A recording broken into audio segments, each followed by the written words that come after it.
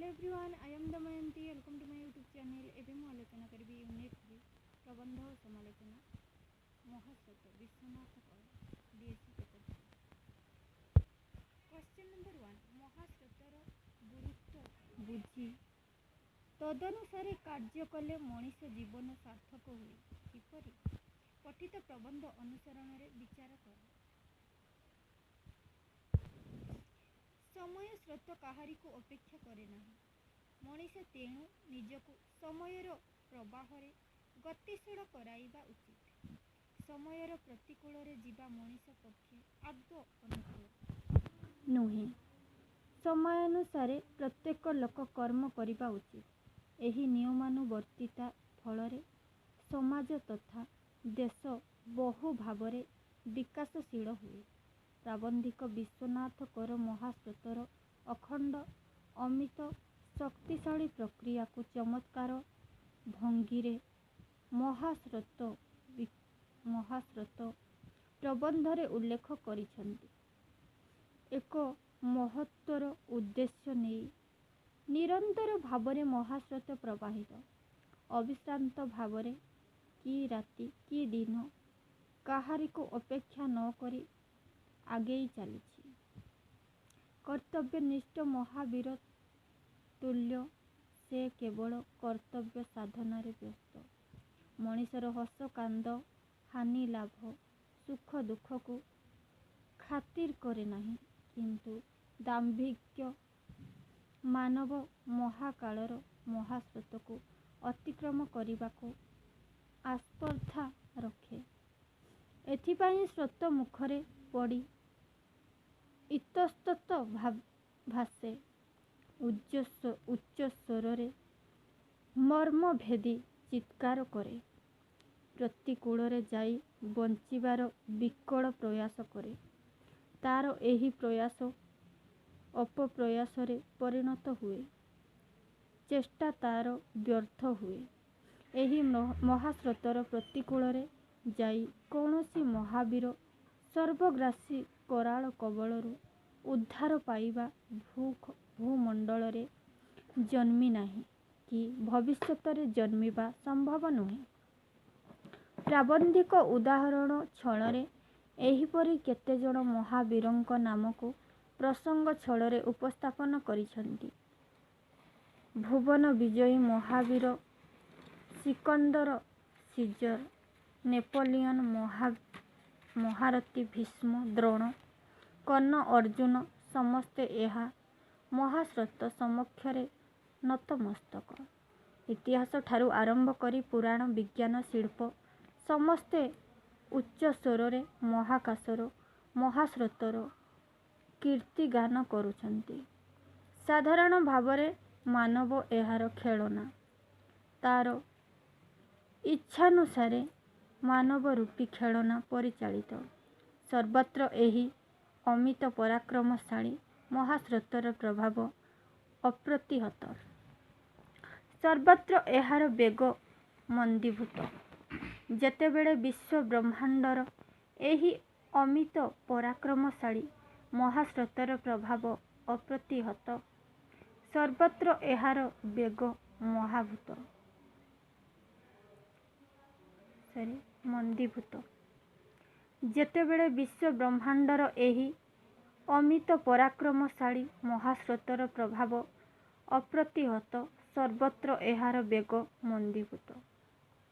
ଯେତେବେଳେ ବିଶ୍ୱ ବ୍ରହ୍ମାଣ୍ଡର କୌଣସି ସତ୍ତା ନଥିଲା, ଯେତେବେଳେ ମଧ୍ୟ ଏହି ମହାସ୍ରୋତ ମହାବେଗରେ ପ୍ରଧାବିତ ହେଉଥିଲା, ମହାସ୍ରୋତର ପ୍ରଭାବରେ କୌଣସି ସତ୍ତା ନଥିଲା, ସେତେବେଳେ ମଧ୍ୟ ଏହି ମହାସ୍ରୋତ ମହାବେଗରେ ପ୍ରଭାବିତ ହେଉଥିଲା।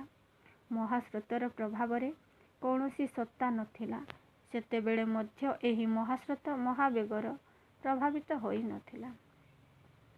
ମହାସ୍ରୋତର ପ୍ରଭାବରେ ଅନ୍ତରୀକ୍ଷ ବ୍ୟାପୀ ବାଷ୍ପମୟ ପରମାଣୁ ମହାସାଗର ସୃଷ୍ଟି, ଅଗଣିତ ବିଚିତ୍ର ଜଗତ, କୋଟି କୋଟି ଜୀବର ଆବିର୍ଭାବ, ଏପରି ଲକ୍ଷ ଲକ୍ଷ ଜନପଦ ଓ ନଗରୀର ଉତ୍ଥାନ ଓ ପତନ, ଏହାର ପ୍ରଭାବରେ ଉଦୟ ଓ ବିଲୟ, ସମସ୍ତ ଏହାର ଲୀଳା।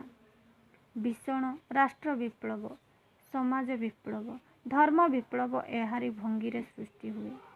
ଏହାର କଟାକ୍ଷତାରେ ରାଜା ହୁଏ ଫକୀର ଏବଂ ନନ୍ଦନକାନନ ମୁହୂର୍ତ୍ତକରେ ପରିଣତ ହୁଏ ଭୀଷଣ ମରୁପ୍ରାନ୍ତରରେ। ମହାସ୍ରୋତର ଅଦ୍ଭୁତ ଲୀଳାରେ ମୁହୂର୍ତ୍ତକରେ ପୌଷ ମାସ ପରକ୍ଷଣରେ ସର୍ବନାଶ ହୋଇଯାଏ। ଅନନ୍ତ ସୃଷ୍ଟିର ତୁଳନାରେ ମନୁଷ୍ୟର ସ୍ଥାୟିତ୍ୱ କାଳ ଅତି ସାମାନ୍ୟ। ମନୁଷ୍ୟର ଇତିହାସ ଏହି ଅଳ୍ପ କାଳରେ ମଧ୍ୟ ସମସ୍ତ ବିବରଣୀ ଦେବା ସମ୍ଭବପର ନୁହେଁ ବୋଲି ପ୍ରାବନ୍ଧିକ ଅଭିମତ ରଖିଛନ୍ତି। ମହାସ୍ରୋତର ମହାବ୍ୟାପାରମାନ କିପରି ଅନ୍ଧକାରମୟ ହୃଦୟ କନ୍ଦରରେ ସଂଗଠନ ହେଉଅଛି, ଏ ବିଷୟରେ ଇତିହାସ ନୀରବ ଦ୍ରଷ୍ଟା। ତଥାପି ଇତିହାସ ଆମ୍ଭମାନଙ୍କର ନମସ୍ୟ, ଯେହେତୁ ସେ ଏହି ମହାସ୍ରୋତର କେତେକ ସ୍ଥୂଳ ବିବରଣ ପ୍ରଦାନ କରି ଆମ୍ଭମାନଙ୍କର ମୋହ ପକାର ସାଧନ କରିଅଛି। ପ୍ରାବନ୍ଧିକ ମହାସାଗର ଓ ମହାସ୍ରୋତର ଉଦ୍ଦେଶ୍ୟ ଏକ ବୋଲି କହି ତାହାର ଚମତ୍କାର ଅଭିବ୍ୟକ୍ତି ପ୍ରକାଶ କରିଛନ୍ତି। ସାଗର ଯେପରି ମହାଦେଶର ତୀରର ଭଗ୍ନ ମୃତ୍ତିକାଂଶ ସଂଗ୍ରହ କରି ଅତଳ ଜଳରାଶି ମଧ୍ୟରେ ନୂତନ ମହାଦେଶର ସୂତ୍ରପାତ କରେ, ଏ ମହାସ୍ରୋତ ସେହିପରି ଏକ ରାଜ୍ୟ, ଏକ ସମାଜର ଭଗ୍ନାବଶେଷ ଦ୍ୱାରା ନବୀନ ଓ ସୁନ୍ଦରତର ରାଜ୍ୟ ଓ ସମାଜ ସଂଗଠନ କରିଅଛି। ଭାରତ ଭାଙ୍ଗି ଇଂଲଣ୍ଡ ଗଢ଼ୁଅଛି, ୟୁରୋପ ଭାଙ୍ଗି ଆମେରିକା ଗଢ଼ୁଅଛି, ଚୀନ ଭାଙ୍ଗି ଜାପାନ ଗଢ଼ୁଅଛି। ଏହାର ଆରମ୍ଭ ଓ ଶେଷ କହିବା ଏକାନ୍ତ ଯୁକ୍ତିହୀନ। ଏହାର ବ୍ୟାପାର ଆବହମାନ କାଳରୁ ଆଜି ପର୍ଯ୍ୟନ୍ତ ଅବିରାମ ଗତିରେ ଆଗେଇ ଚାଲିଛି। ଏହାର ଦୃଢ଼ ରହସ୍ୟ ଭେଦ କରିବାକୁ ଆଜି ପର୍ଯ୍ୟନ୍ତ କେହି ସମର୍ଥ ହୋଇପାରି ନାହିଁ। ତାର ଦୁର୍ଭେଦ୍ୟତାକୁ ଭେଦ କରିବା ମନୁଷ୍ୟ ପକ୍ଷରେ ଏକାନ୍ତ ନଗଣ୍ୟ। ମନୁଷ୍ୟ ମହାସ୍ରୋତକୁ ଚିହ୍ନେ ନାହିଁ, ତାହାର ଶକ୍ତିକୁ କଳିପାରେ ନାହିଁ। ତେଣୁ ସେ କାଳର ଭୃତ୍ୟ ମାତ୍ର। ତାହାର ଆଜ୍ଞା ପାଳନ କରିବା ଯେପରି ତାର ଧର୍ମ। ସମସ୍ତ ବିଶ୍ୱ ସମସ୍ୱରରେ ଅଜସ୍ର ନିନ୍ଦାବାଣୀ ବର୍ଷଣ କଲେ ସୁଦ୍ଧା ସେ ମୁହୂର୍ତ୍ତକ ପାଇଁ ବିଚଳିତ ହୁଏ ନାହିଁ, କାରଣ ସେ ବିଶ୍ୱରାଜାଙ୍କ ରାଜଦୂତ ମହାକାଳସ୍ରୋତ। ପ୍ରାବନ୍ଧିକ ଶ୍ରୀଯୁକ୍ତ ବିଶ୍ୱନାଥ କର ମହାସ୍ରୋତର ଗୁରୁତ୍ୱ ଉପଲବ୍ଧି ପୂର୍ବକ ତଦନୁଯାୟୀ ମଣିଷ କିପରି ନିଜକୁ ସଞ୍ଚାଳିତ କରିବ, ତାର ତତ୍ତ୍ୱ ଓ ଦର୍ଶନ ଭିତ୍ତିକ ଦିଗକୁ ଗଭୀର ଭାବରେ ଅନୁଶୀଳନ କରିଛନ୍ତି। Question number 2, ମହାସ୍ରୋତ ବିଶ୍ୱରାଜଙ୍କ ରାଜଦୂତ। ପ୍ରାବନ୍ଧିକ ଅନୁସରଣ କରି ଏହି ସତ୍ୟର ବିଚାର କର। ସମୟର ଗତି ଅନାସକ୍ତ, ସମୟ ଚିର ଗତିଶୀଳ। ସମୟ ପଛକୁ ଫେରେ ନାହିଁ, ଗତି ତାର ଆଗକୁ ଆଗକୁ। ମହାସ୍ରୋତର କରାଳ ଗତିରେ ସମସ୍ତେ କବଳିତ। ସେ ନିଷ୍ଠୁର ଏବଂ କ୍ରୂର ତଥା ଅବିଶ୍ୱାସୀ। କାଳ ମଣିଷଠାରୁ ଦୂରବର୍ତ୍ତୀ ନୁହେଁ, ତା ପାଖରେ ଅଶରୀର ଭାବରେ ବିଦ୍ୟମାନ। ସେ ମହାସ୍ରୋତ ଅନନ୍ତ ଓ ଅସୀମ, ମଣିଷର ଜୀବନ ସୀମିତ। କାଳ ବକ୍ଷରେ ମଣିଷ ଏକ ମୁହୂର୍ତ୍ତର ବୁଦ୍ବୁଦ୍ ପ୍ରାୟ। ସମୟ ସ୍ରୋତରେ ମଣିଷ ଜୀବନ ହୁଏ ବିଲୁପ୍ତ। କାଳର ଗତିକୁ ଉପଲବ୍ଧ କରି ସମୟାନୁବର୍ତ୍ତୀ ହେଲେ ଜୀବନ ହୁଏ ବିକାଶ। ଜୀବନର ବିକାଶରେ ସଂସ୍କୃତି ଓ ସଭ୍ୟତା ସମୃଦ୍ଧି ହୁଏ। ଦାମ୍ଭିକ ଗର୍ଭୋତ୍ଥ ମଣିଷ ମହାସ୍ରୋତର ଦୁର୍ଲଭ୍ୟ ଗତିକୁ ସ୍ୱୀକାର ନ କଲେ ହୁଏ ଜୀବନର ଅଧୋଗତି। ମହାସ୍ରୋତକୁ ସମ୍ମାନ ଦେବା ଏବଂ ତାକୁ ଅବନତ ମସ୍ତକରେ ସ୍ୱୀକାର କରି ତଦନୁଯାୟୀ କାର୍ଯ୍ୟ କରିବାକୁ ପ୍ରାବନ୍ଧିକ ବର୍ଣ୍ଣନା କରିଛନ୍ତି। ଯଦି ମନୁଷ୍ୟ ଏହାର ବ୍ୟତିକ୍ରମ ଆଚରଣ କରେ ତେବେ ତାହାର କରାଳ ଗ୍ରାସରୁ ତ୍ରାହି ନାହିଁ। ଏହାର ଅବମାନନା କରି କେତେ ଯେ ରାଜା ମହାରାଜା, ବୀର ଓ ମହାବୀର ଧରାଶାୟୀ ହୋଇଛନ୍ତି ତାହାର ହିସାବ ନାହିଁ। କେତେ ଯେ ସଭ୍ୟତା, ସଂସ୍କୃତି ଓ ରାଜ୍ୟ ଭୟଙ୍କର ବିପ୍ଳବର ସଂଘର୍ଷରେ ଛାରଖାର ହୋଇଯାଇଛନ୍ତି।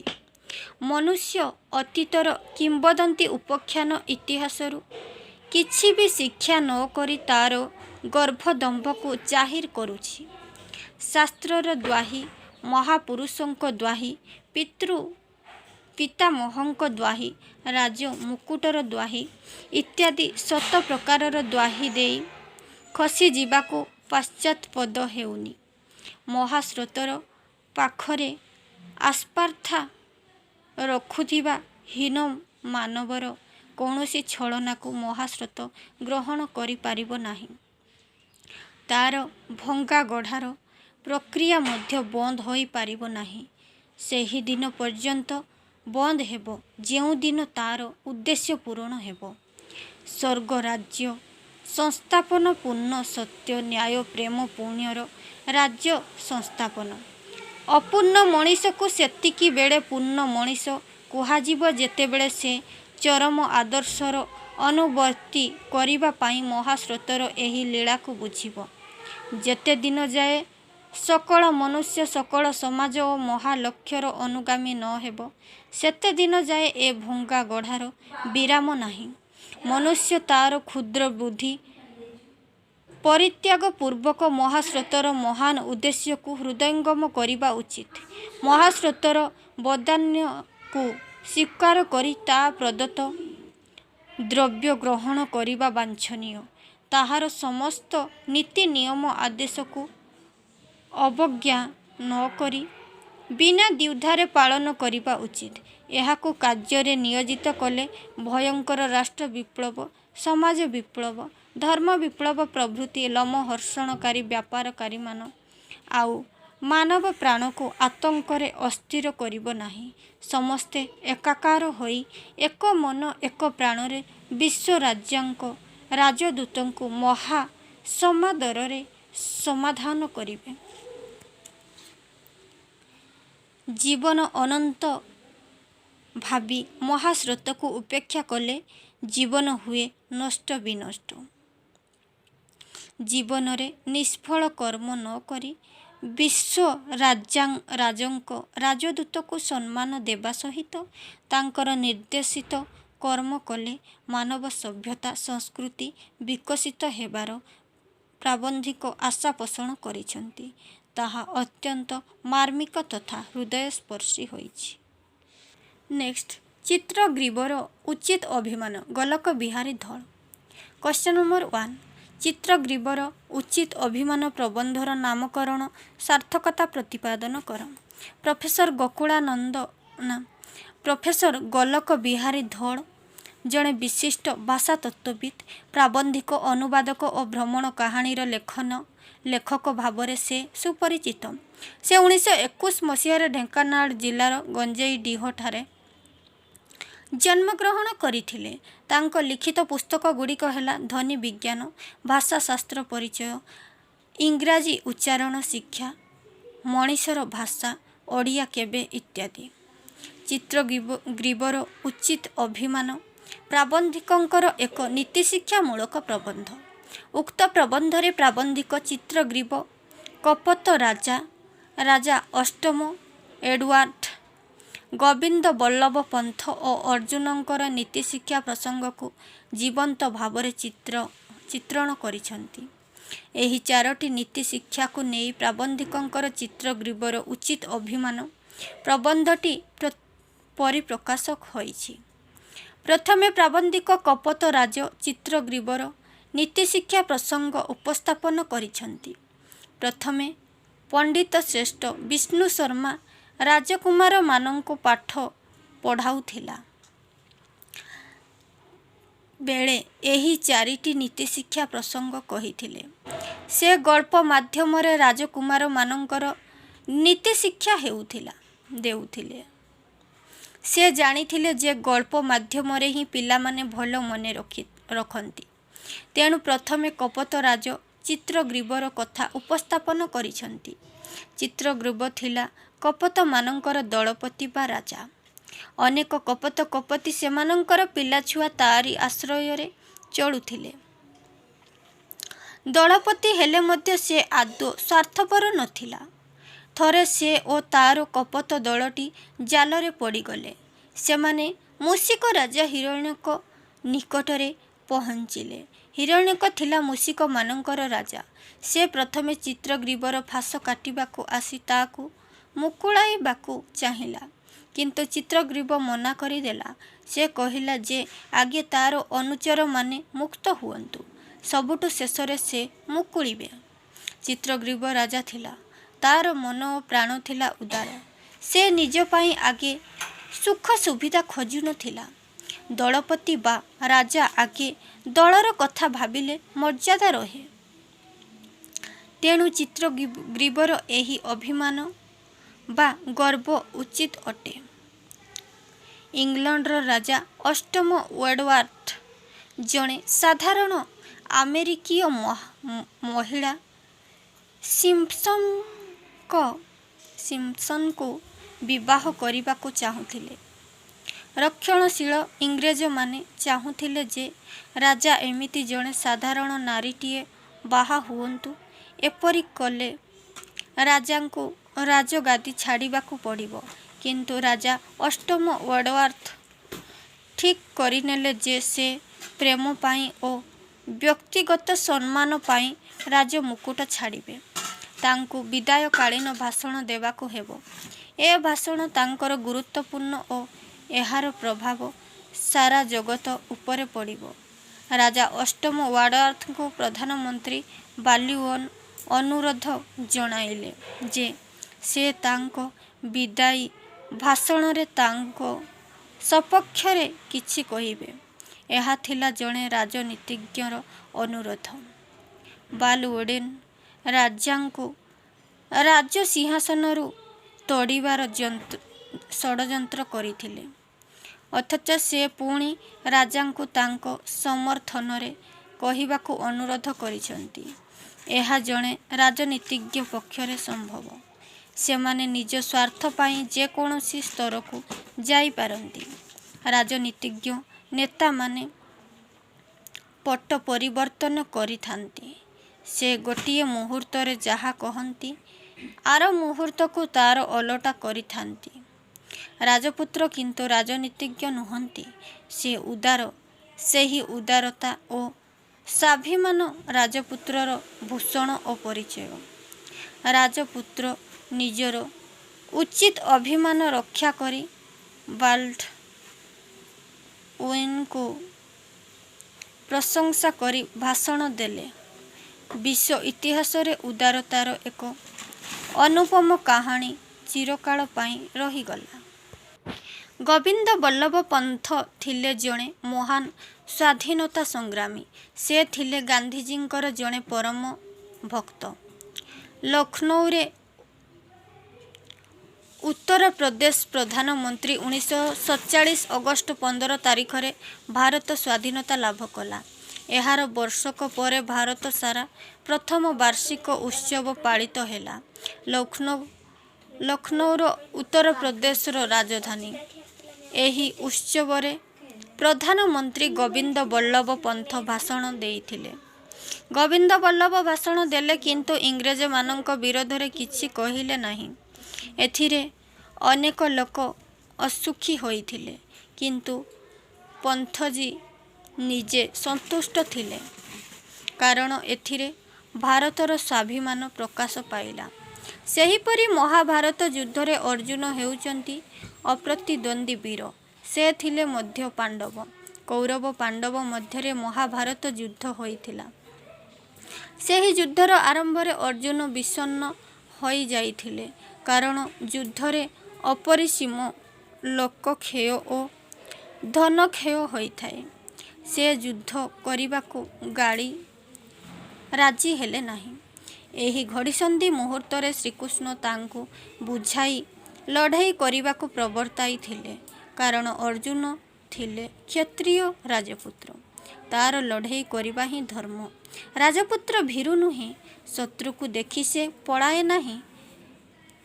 କାପୁରୁଷତା ଜୀବନରେ କଳଙ୍କ ଆଣେ। କ୍ଷତ୍ରିୟ ଏଇ ଅଭିମାନ ରଖିବାକୁ ସେ ଯୁଦ୍ଧ କରିବା ଉଚିତ। ଚିତ୍ରଗ୍ରୀବ ରାଜା, ରାଜା ଅଷ୍ଟମ ୱାଡ଼ୱାର୍ଥ, ଗୋବିନ୍ଦ ବଲ୍ଲଭ ପନ୍ଥ ଓ ଅର୍ଜୁନ ଏ ସମସ୍ତଙ୍କର ଥିଲା ଉଚିତ ଅଭିମାନ। ଉଚିତ ଅଭିମାନ ହିଁ ଆଦର୍ଶରେ ଅନୁପ୍ରାଣିତ କରିଥାଏ। ମନୁଷ୍ୟ ନିଜ ପଦବୀରେ ଥାଇ ଯଦି ଉଚିତ ଅଭିମାନ ରକ୍ଷା କରିଥାନ୍ତା, ତେବେ ଏ ଦୁନିଆରେ ଦୁଃଖ କଷ୍ଟ ରୁହନ୍ତା ନାହିଁ। ଦୁନିଆରୁ ଦୁଃଖ, ଦୁର୍ନୀତି ଓ ନିର୍ଯାତନାର ଅବସାନ ଘଟିଥାନ୍ତା। ନାମକରଣ ଦୃଷ୍ଟିରୁ ଚିତ୍ରଗ୍ରୀବର ଉଚିତ ଅଭିମାନ ପ୍ରବନ୍ଧଟି ମନଜ୍ଞ ପରିପ୍ରକାଶ। ପ୍ରାବନ୍ଧିକଙ୍କ ମତ ହିଁ ଯଥାଯଥ। କ୍ୱେଶ୍ଚନ ନମ୍ବର 2 ଚିତ୍ରଗ୍ରୀବର ଉଚିତ ଅଭିମାନ ପ୍ରବନ୍ଧରେ ପ୍ରାବନ୍ଧିକ ଯେଉଁ ନୀତିଶିକ୍ଷା ପ୍ରଦାନ କରିଛନ୍ତି ଆଲୋଚନା କର। ଓଡ଼ିଆ ପ୍ରବନ୍ଧ ସାହିତ୍ୟ କ୍ଷେତ୍ରରେ ଜଣେ ଶ୍ରେଷ୍ଠ ପ୍ରାବନ୍ଧିକ ଭାବରେ ଗୋଲକ ବିହାରୀ ଧଳ ବେଶ ଜଣାଶୁଣା। ସେ ଜଣେ ବିଶିଷ୍ଟ ଧ୍ୱନିତତ୍ତ୍ୱବିତ୍, ଅନୁବାଦକ, ପ୍ରାବନ୍ଧିକ ଓ ଭ୍ରମଣ କାହାଣୀର। ତାଙ୍କର ଲିଖିତ ଚିତ୍ରଗ୍ରୀବର ଉଚିତ ଅଭିମାନ ପ୍ରବନ୍ଧଟି ଏକ ନୀତିଶିକ୍ଷାମୂଳକ ପ୍ରବନ୍ଧ। ଉକ୍ତ ପ୍ରବନ୍ଧରେ ସେ ଚିତ୍ରଗ୍ରୀବ, କପୋତ ରାଜା ଅଷ୍ଟମ ୱାଡ଼ୱାର୍ଥ, ଗୋବିନ୍ଦ ବଲ୍ଲଭ ପନ୍ଥ ଓ ଅର୍ଜୁନଙ୍କ ପ୍ରସଙ୍ଗ ଉପସ୍ଥାପନ କରିଛନ୍ତି। ବିଷ୍ଣୁ ଶର୍ମା ପ୍ରାଚୀନ ଭାରତର ଜଣେ ପଣ୍ଡିତ। ସେ ଜଣେ ଭଲ ଶିକ୍ଷକ ଥିଲେ। ମୂର୍ଖ ରାଜାମାନଙ୍କୁ ସେ ପାଠ ପଢ଼ାଉଥିଲେ। ସେ ଜାଣିଥିଲେ ପିଲାମାନେ ଗପ ଶୁଣିବାକୁ ସୁଖ ପାଆନ୍ତି। ତେଣୁ ସେ ଅନେକ ଗପ କହି ଛାତ୍ରମାନଙ୍କୁ ପଢ଼ାଉଥିଲେ। ଜାଣିବାର କଥା ଯେ ସେ ଗପ ସବୁ ସାଧାରଣ କାହାଣୀ ନଥିଲା। ଗପ ତଳେ ଲୁଚି ରହିଥିଲା ଅନେକ ଶିଖିବାର କଥା। ପିଲାଏ ଗପ ଶୁଣିଲେ ଓ ସେଥିରୁ ଶିକ୍ଷା ମଧ୍ୟ ଗ୍ରହଣ କଲେ। ତେଣୁ ସେମାନେ ଆଗ୍ରହର ସହକାରେ ପାଠ ପଢ଼ୁଥିଲେ। ବିଷ୍ଣୁ ଶର୍ମା ଏହିଭଳି ଭାବରେ ସେମାନଙ୍କୁ ସବୁ ଶାସ୍ତ୍ରରେ ନିପୁଣ କରିବାକୁ ଚେଷ୍ଟା କରୁଥିଲେ। ସେ ଏଥିରେ ସଫଳ ବି ହୋଇଥିଲେ। ପ୍ରଥମେ ଚିତ୍ରଗ୍ରୀବ କପୋତ ରାଜ ପ୍ରସଙ୍ଗ ବର୍ଣ୍ଣନା କରିଛନ୍ତି। ଚିତ୍ରଗ୍ରୀବ କପୋତ ରାଜା ତାର ପରିବାର ସହ ଦଳବଳ ନେଇ ଆକାଶରେ ଉଡ଼ି ଯାଉଥିଲା। ଅରଣ୍ୟ ମଧ୍ୟରେ ତଣ୍ଡୁଳ କଣା ଦେଖି ଲୋଭରେ ଓହ୍ଲାଇ ପଡ଼ି ଜାଲରେ ପଡ଼ିଲେ। ଜାଲରୁ ମୁକୁଳିବା ପାଇଁ ସେ ଯାଇ ତାଙ୍କ ବନ୍ଧୁ ମୂଷିକ ରାଜା ହିରଣ୍ୟକଶିପୁଙ୍କ ନିକଟରେ ପହଞ୍ଚିଲେ। ହିରଣ୍ୟ ତାଙ୍କ ଜାଲରୁ ମୁକୁଳାଇବା ପାଇଁ ସେ ଯାଇ ତାଙ୍କ ବନ୍ଧୁ ମୂଷିକ ରାଜା ହିରଣ୍ୟଙ୍କ ନିକଟରେ ପହଞ୍ଚିଲେ। ହିରଣ୍ୟ ତାଙ୍କୁ ଓ ତାଙ୍କ ଅନୁଚରମାନଙ୍କୁ ବିପନ୍ନ ଦେଖି ଆଶ୍ଚର୍ଯ୍ୟ ହୋଇଗଲେ। ବନ୍ଧୁଙ୍କ ବିପନ୍ନ ଦେଖି ପ୍ରଥମେ ସେ ଚିତ୍ରଗ୍ରୀବଙ୍କ ଫାଶଟିକୁ କାଟିବା ପାଇଁ ଗଲେ। କପୋତ ଚିତ୍ରଗ୍ରୀବ ମନା କଲା। ସେ କହିଲା, ମୋ ଫାଶ କାଟିବା ପାଇଁ ଆପଣ ଆଗ ବ୍ୟସ୍ତ ହୁଅନ୍ତୁ ନାହିଁ। ଆପଣ ପ୍ରଥମେ ମୋର ଆଶ୍ରିତମାନଙ୍କର ଫାଶ କାଟନ୍ତୁ, ତାପରେ ମୋର କାଟିବେ। ଏଠାରେ ରାଜା ତାଙ୍କର କର୍ତ୍ତବ୍ୟ ପାଳନ କରନ୍ତି। ରାଜା ହେବାର ଅଭିମାନ ଯାହାର ଅଛି, ଆଶ୍ରିତମାନଙ୍କୁ ରକ୍ଷା କରିବାର କର୍ତ୍ତବ୍ୟ ମଧ୍ୟ ତାର ଅଛି। ସେହି ଅଭିମାନ ହିଁ ରାଜାଙ୍କର ରହିବା ଉଚିତ, କାରଣ ତାହା ହିଁ ରାଜାର ଉଚିତ ଅଭିମାନ। ଇଂଲଣ୍ଡର ରାଜା ଥିଲେ ଅଷ୍ଟମ ୱାଡ଼ୱାର୍ଥ। ସେ ଜଣେ ପରିତ୍ୟକ୍ତା ଆମେରିକାନ ରମଣୀ ସିମ୍ପସନଙ୍କୁ ବିବାହ କରିଥିଲେ।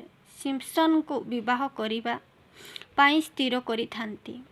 ଇଂଲଣ୍ଡର ରାଜବଂଶର ଏପରି ସାମାଜିକ ଅଧପତନ କେବେ କଳ୍ପନା କରି ନଥିଲେ। ଇଂରେଜ ଜାତି ପରି ରକ୍ଷଣଶୀଳ ଜାତି ପୃଥିବୀରେ ଖୁବ୍ କମ୍। ସେହି ସମୟରେ ଇଂଲଣ୍ଡର ପ୍ରଧାନମନ୍ତ୍ରୀ ଥାନ୍ତି ବାଲ୍ଡୱିନ।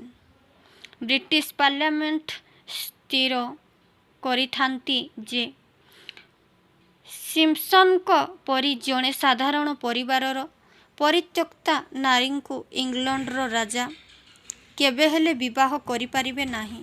ରାଜା କିନ୍ତୁ ଭାବୁଥାନ୍ତି, ଯାହାଙ୍କୁ ରାଜା ବୋଲି ସ୍ୱୀକାର କରାଯିବ, ତାଙ୍କର ବ୍ୟକ୍ତିଗତ ବ୍ୟାପାରରେ ଏତେ ହସ୍ତକ୍ଷେପ ସହ୍ୟ କରାଯାଇପାରିବ ନାହିଁ। ରାଜା ଅଷ୍ଟମ ୱାର୍ଡ଼ୱାର୍ଥଙ୍କୁ ଗାଦିରୁ ହଟେଇବା ଲାଗି ଇଂଲଣ୍ଡ ପ୍ରଧାନମନ୍ତ୍ରୀ ଷଡ଼ଯନ୍ତ୍ର କରିଥିଲେ। ଅଥଚ ସେହି ରାଜାଙ୍କୁ ଅନୁରୋଧ ଜଣାଇଲେ ଯେ ବିଦାୟ ଭାଷଣରେ ସେ ବାଲ୍ଡୱିନଙ୍କୁ ସମର୍ଥନ କରି କୁହନ୍ତୁ। ରାଜା ତାଙ୍କ ରାଜଗାଦି ହରାଇବାର ସମସ୍ତ କାହାଣୀ ଜାଣିଥିଲେ। ସେ ବାଲ୍ଡୱିନଙ୍କ ବ୍ୟବହାରରେ ଖୁବ୍ ଦୁଃଖିତ ଥିଲେ। ତଥାପି ବିଦାୟ ଭାଷଣରେ ସେ ବାଲ୍ଡୱିନଙ୍କୁ ପ୍ରଶଂସା କରିଥିଲେ। ଏକଥା ଶୁଣି ବିଶ୍ୱ ଜନତା ସେଦିନ ଚମତ୍କୃତ ହୋଇଥିଲେ। ଅପକାରୀର ପ୍ରଶଂସା କରିବାରେ କେବଳ ଜଣେ ରାଜପୁତ୍ର ହିଁ ଏଭଳି ଇତିହାସ ସୃଷ୍ଟି କରିପାରେ। ଏହା ଏକ ଚିରସ୍ମରଣୀୟ କାହାଣୀ।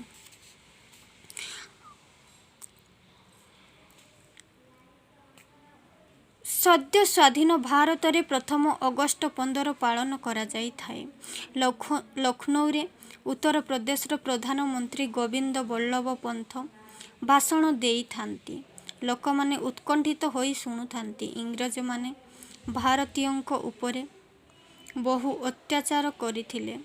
ମାତ୍ର ଗାନ୍ଧିଜୀଙ୍କର ନିର୍ଦ୍ଦେଶରେ ଆମ ଦେଶରେ ମାତି ଉଠିଥିଲା ଅହିଂସାର ସଂଗ୍ରାମ। ପୃଥିବୀର ସବୁ ଦେଶରେ ସ୍ୱାଧୀନତା ପାଇଁ ବହୁ ଚକ୍ରାନ୍ତ ଯୁଦ୍ଧ ହୋଇଛି। ମହାଭାରତ ଯୁଦ୍ଧରେ ଅର୍ଜୁନ ହେଉଛନ୍ତି ଜଣେ ଅପ୍ରତିଦ୍ୱନ୍ଦୀ ବୀର। ଅର୍ଜୁନ ଥିଲେ ମଧ୍ୟ ପାଣ୍ଡବ।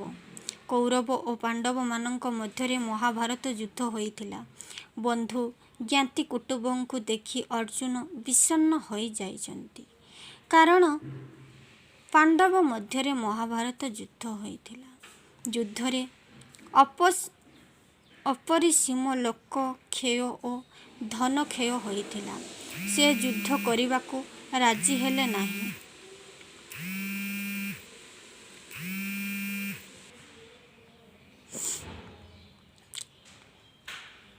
ସାଧାରଣତଃ ଲୋକମାନେ ଉଚ୍ଚ ପଦବୀରେ ରହିଲେ ବହୁତ କ୍ଷମତା ପାଇଥାନ୍ତି, କିନ୍ତୁ ସେମାନେ ନିଜର ଦାୟିତ୍ୱ ଭୁଲିଯାଆନ୍ତି। କ୍ଷମତା ଓ ପଦବୀର ଅପବ୍ୟବହାର କରନ୍ତି। ନିଜର ସ୍ୱାର୍ଥ ପାଇଁ ଲୋକମାନେ କାର୍ଯ୍ୟ କଲେ ଦେଶର ତଥା ଜାତିର ଉନ୍ନତି ହୋଇପାରିବ ନାହିଁ।